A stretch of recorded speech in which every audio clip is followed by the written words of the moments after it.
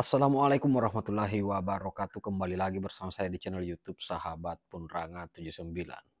Apa yang dipertontonkan oleh barisan teroris Tiva Roy, Rismond dan Refli Harun ketika mendatangi makam ibunda dari Bapak Joko Widodo sangat menyita dan bahkan membuat masyarakat Indonesia khususnya para loyalis dari Bapak Joko Widodo itu murka dan marah besar sampai banyak di antara mereka yang kemudian mengecam tindakan yang dipertontonkan oleh kelompok teroris tersebut. Bagaimana tidak, seorang jenazah ibunda dari Bapak Joko Widodo, mereka dengan entengnya mendatangi makam tersebut lalu kemudian mengolok-olok, menghina dan bahkan mengatakan bahwa Ibunda Jokowi ini atau Pak Jokowi ini bukan anak kandung dari ibundanya sendiri. Ini kan tindakan yang sangat biadab yang dipertontonkan oleh kelompok mereka.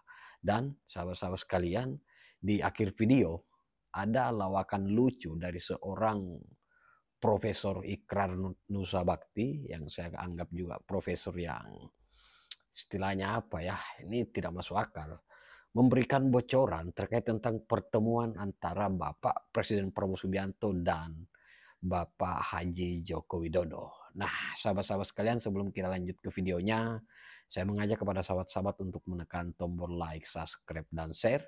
Dan tak perlu berlama-lama, kita simak videonya berikut ini. Jadi apa yang dilakukan oleh Roy Suryo dan teman-temannya di makam ibunda Presiden ke-7 Republik Indonesia Pak Jokowi, ini sebuah perilaku yang tidak bermoral dan biadab.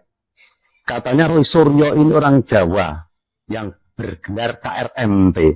Artinya mestinya dia tahu unggah-ungguh bagaimana orang Jawa memperlakukan leluhurnya. Betul. Jadi itu Roy Suryo itu harus berkaca, belajar lebih banyak lagi. Karena dia biadab sekali itu.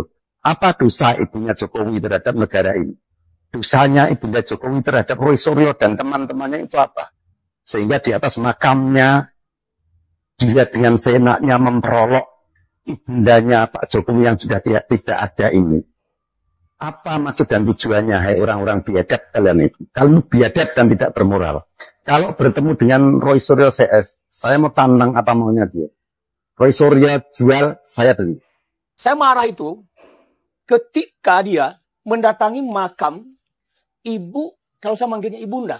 Ibunda. Ibunda Hajah Sujiatmi Noto Miharjo. Saya setiap ke Solo, saya pasti ke Mundu.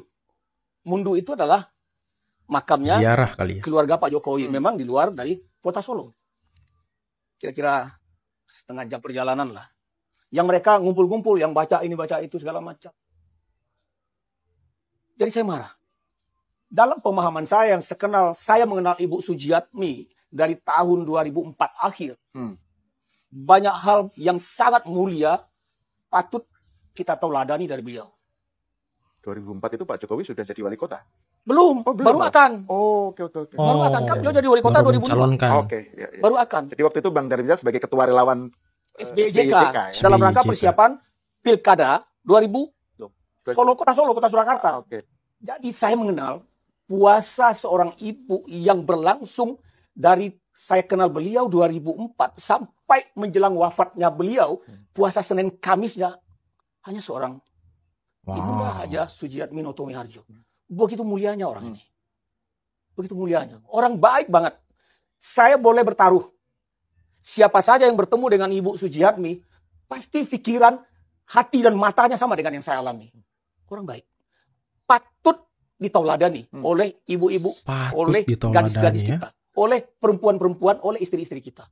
Pak Anies sindir pemerintahan Pak Prabowo. Banyak jabatan diberikan karena koneksi bukan kompetensi. Waduh. Lucunya kalau ngomong soal jabatan karena koneksi, bukankah beliau sendiri juga lahir dari sistem yang sama? Dulu bisa maju sebagai gubernur DKI pun karena koneksi dengan Pak Prabowo. Bukan karena tiba-tiba rakyat Jakarta serentak minta beliau maju sebagai gubernur. Tanpa koneksi itu mungkin Pak Anies masih sibuk ngisi seminar, masih nulis opini, atau ngajar di kampus. Ironis rasanya ketika seorang yang dulu diuntungkan oleh sistem koneksi, kini justru sibuk menyindir sistem yang sama. Koneksi itu bukan aib, semua orang paham, termasuk Pak Anies. koneksi bukan berarti tidak kompeten, tapi saluran akses menuju kesempatan. Dalam politik, koneksi dan kompetensi bukan dua hal yang saling meniadakan, justru saling melengkapi. Bedanya, sebagian orang jujur mengakui bahwa koneksi adalah bagian dari realitas politik, sementara beliau lebih suka tampil seolah suci dari sistem yang justru pernah mengantarnya naik. Bahkan sindiran yang ia lontarkan hari ini pun bisa tersorot publik karena sistem itu juga. Jadi sebelum menyalahkan orang lain soal jabatan karena koneksi, mungkin sebaiknya Pak Anies bercermin dulu, biar tidak lupa bahwa gelar mantan gubernur, mantan capres, dan mantan menteri yang kini disandang pun lahir dari sistem yang sama dengan yang hari ini beliau sindir. Bagaimana menurut kalian? Callback lagi tahun 2012. Dulu semua ahli komunikasi publik itu meremehkan gaya komunikasi Pak Jokowi. Yang terkesan deso, kalau nggak tahu, gini, ya nggak tahu gitu. Ya, itu gestur apa kata ahli komunikasi? Tapi dia nggak tahu. Suka orang Jakarta dia. Iya. Saya bilang, kalian tulis ulang lah teori kalian. Artinya nggak bisa, ada gaya itu yang cocok-cocokan juga, kayak sampo juga cocok-cocokan dengan kepala kita gitu loh. Sampo ini bagus, ya buat orang lain mungkin nggak bagus, buat kita bagus. Tapi ada juga karakter-karakter tertentu yang kalau dilekatkan kepada orang yang pas, nggak kenapa-kenapa orang nggak marah. Kalau tidak ada kepentingan, tidak mungkin Jokowi meminta bertemu dengan Prabowo Subianto. Kalau Bu Mega yang ketemu Pak Prabowo ada kepentingan, Bang? Ada kepentingan. Oh, selalu begitu, Pak SBY ketemu Pak Prabowo ada kepentingan. Kepentingannya apa? Kepentingan Jadi silaturahmi. dua orang tokoh bangsa ketemu selalu soal kepentingan. Dengan Bu Mega itu hubungan kakak adik, berdua mengakui. Kenapa Bu Mega kakak adik, kenapa Pak Jokowi harus kepentingan? Karena ada sejarah catatan bangsa kita yang mencatat pemilu 2024, lahirnya Gibran menjadi cawapres itu karena cawe-cawe politiknya Jokowi. Nah, ini kan personal nih persoalan ini, Bang. Bukan soal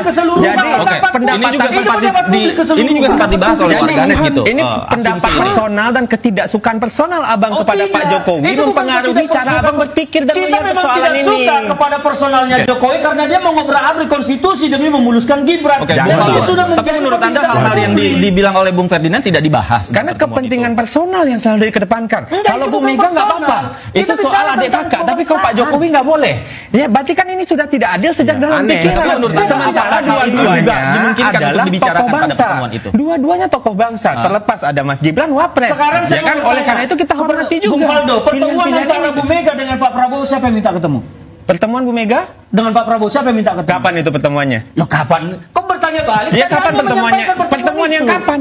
Pertemuan yang kapan? Pertemuan Pak Prabowo yang datang ke Tukumar bertemu dengan Bu Mega. Berarti Pak Prabowo punya kepentingan menurut Bang Ferdinand? Saya bertanya, ini pakai Risma dan kawan-kawan Roy Suryo ini cocok dibuang ke laut. Ini orang-orang ini cocok dibuang ke laut. Saya kira ini manusia-manusia orang gila. Orang gila dan sudah tidak waras lagi. Kenapa? Setiap hal dicari-cari kesalahan terus. Ini orang-orang ini cocok dibuang ke laut. Jadi Rismond dan kawan-kawan Roy Suryo ini cocok dibuang ke laut. Karena buat gaduh, buat rusuh Indonesia ini. Kita ini lagi fokus bagaimana supaya Indonesia lagi baik. Kita bersatu urus negara kita supaya negara kita ini betul-betul bermanfaat bagi rakyat. Tetapi adanya mereka buat rusak suasana politik Indonesia.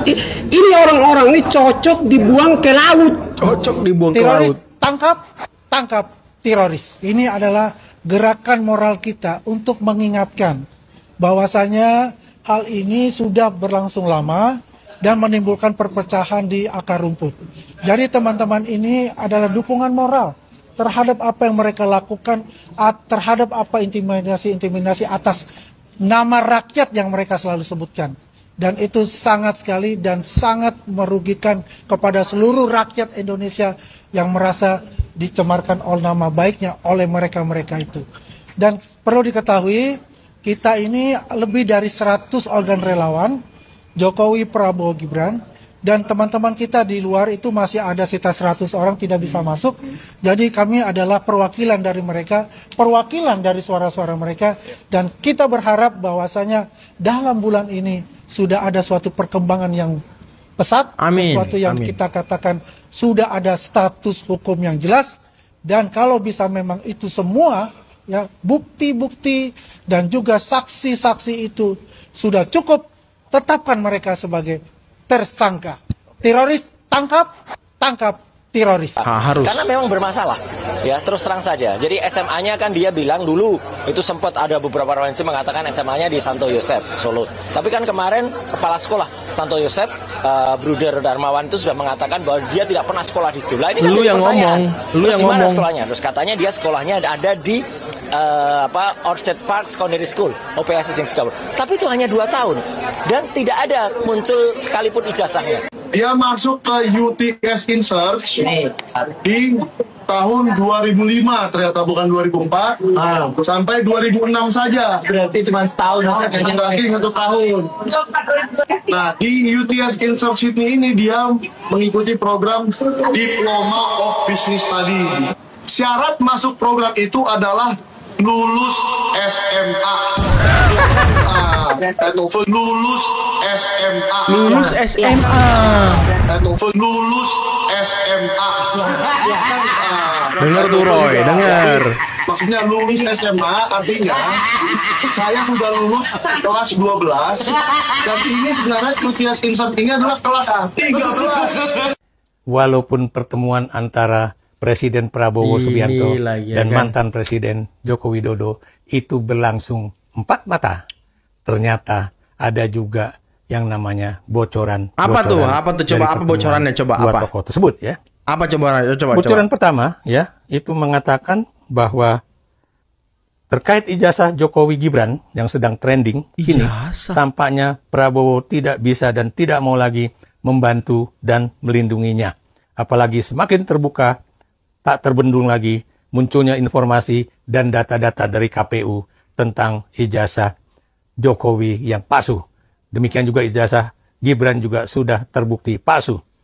Terkait dengan korupsi yang maha mega besarnya, apa tuh? Tentunya ini Prabowo tidak bahkan berdiam diri.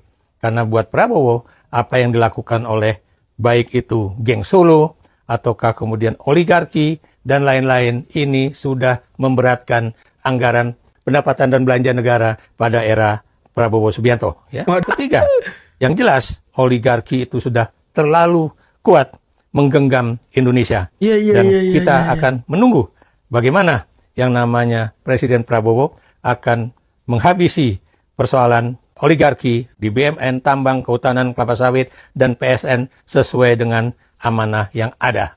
Prabowo akan menghabisi oligarki tersebut. Pembersihan dan penertiban aset negara, ya, terkait juga yang sekarang itu banyak diambil dan juga dikorupsi oleh oligarki dan juga geng Solo dan para mitranya. Kelima, pembersihan BUMN terkait para pengelola, prioritas dan urgensinya. Prabowo akan menggunakan Jaksa Agung dan KPK untuk membersihkan hal tersebut. Ya. Keenam, tentunya ini akan terkait dengan reformasi kepolisian. Prabowo tidak akan menggunakan reformasi internal Polri yang dipimpin oleh Kapolri Jenderal Sigit, ya, tapi ini akan benar-benar dibentuk tim oleh dia.